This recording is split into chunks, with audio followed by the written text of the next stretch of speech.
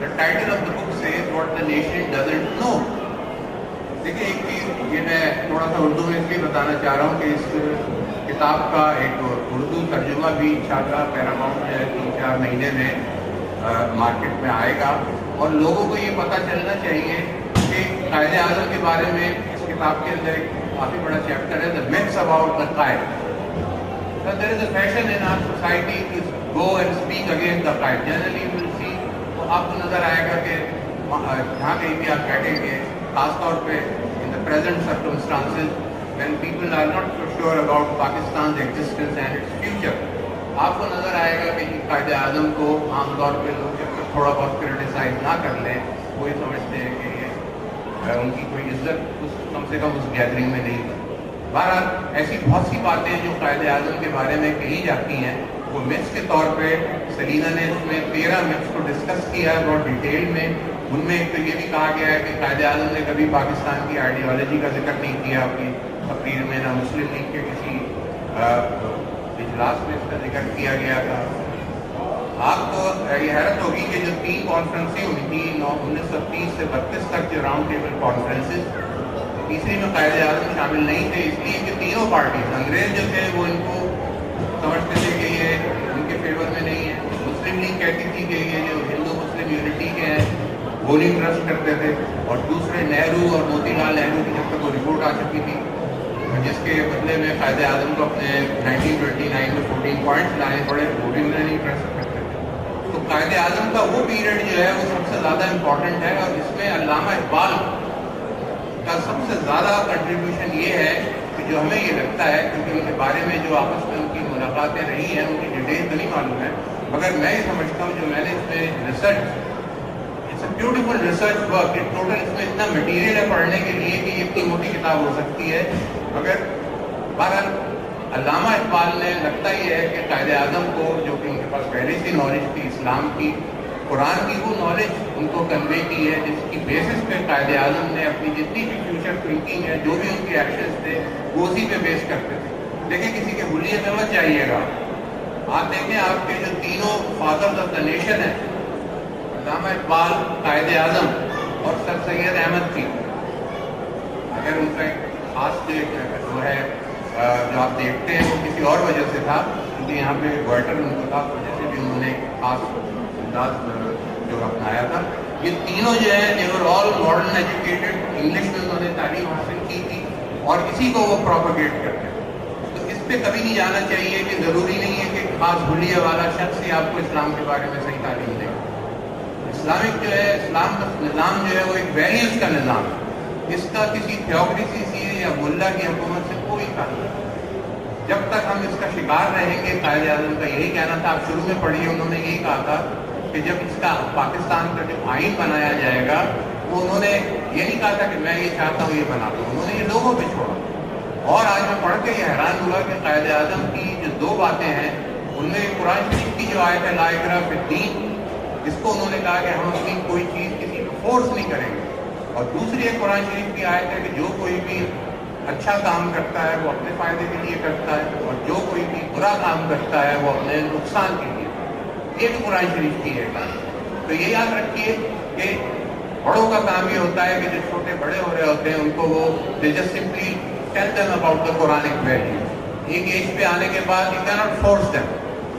ज़बरदस्ती कभी कोई याद रखिए मुसलमान नहीं होता. रसूलुल्लाह ने हमेशा अपने कैरेक्टर से लोगों को चेंज किया. इसमें आपको कायदे आज़म का वो कैरेक्टर मिलेगा. मैं दावे से कह सकता हूँ कि ये आज तक कोई किताब, मैंने बहुत कायदे आज़म पे, पाकिस्तान मूवमेंट पे किताबें पढ़ी हैं, इसमें इन्होंने आयशा जलाल की किताब का भी जिक्र किया है. Nothing as compare to this book. जितनी रिसर्च इस लड़की ने की है मैं आप अंदाज़ा नहीं लगा सकते. आपने शुरू में आपने शायद ये गौर नहीं किया, मैंने डॉक्टर सलीना करीम कहा क्योंकि मेरे नज़दीक ये 3 या 4 PhD की थीसिस के बराबर ही किताब, और अगर किसी ने उसको PhD नहीं दी है तो फौरन दे देनी चाहिए. इसके अंदर एक चीज़ और भी है, एंड में इस किताब के आखिर में लगता ही है कि छपने से पहले सलीना करीम की कॉरेस्पॉन्डेंस है MP भंडारा के साथ. आप जानते हैं जो वीरू के नाम से थे, he was a member of the senate also. Accident में उनका इंतकाल हो गया और ये उनके भाई भी थे, टैक्सी सिल्वा, जो कि बड़ी लिखने वाली है. MP Bhandara wanted to move a motion amending the constitution in the assembly, जिसके अंदर he wanted a redefinition of the ideology of Pakistan. Now, according to him, people were not sure about Pakistan's ideology. तो भंडारा साहब ने ये जो move किया है उसको उस वक्त एक्सेप्ट तो नहीं किया गया, मगर कॉरेस्पॉन्डेंस से उससे लगता ये है कि अगर वो डेफिनेशन सामने आ जाए, it is just like religious scholars and leaders were unable to define a Muslim. Prior to the creation of Pakistan, all of us know that all religious leaders were totally against the creation of Pakistan. Why? Because they believed that they had all facilities in India as far as the ritual prayers were concerned. रोजा रख सकते हैं, नमाज पढ़ सकते हैं, सब कुछ कर सकते हैं, पाकिस्तान बनाने की जरूरत क्या है? ठीक है, शुरू में कायदे आजम ने भी ये कोशिश की कि मिलजुल के चले, मगर जब मोतीलाल नेहरू की रिपोर्ट आई है उसके बाद उन्हें अंदाजा हो गया कि Muslims will always be treated as a minority, just like the Dalits. Dalit जो हैं, आपको पता है अम्बेडकर ने जो इंडियन कॉन्स्टिट्यूशन है, हमारे तो मेहमान इंडिया से भी आए हुए हैं, कोई जानते हैं कि अम्बेडकर का कितना बड़ा कंट्रीब्यूशन है इंडियन कॉन्स्टिट्यूशन में, और he was a Dalit belonging to the lower strata of the Hindu society.